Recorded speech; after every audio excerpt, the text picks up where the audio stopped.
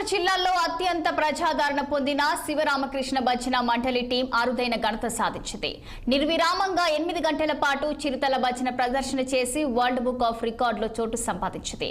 గురువారం కరీంనగర్ కళాభారతిలో రాములపల్లి గ్రామానికి చెందిన 40 మంది కళాకారులు చిరుతల భజన కార్యక్రమం నిర్వహించారు. శివరామకృష్ణ భజన భక్తులతో పాటు మణికంఠ మహిళ భజన బండలి కూడా హాజరైంది.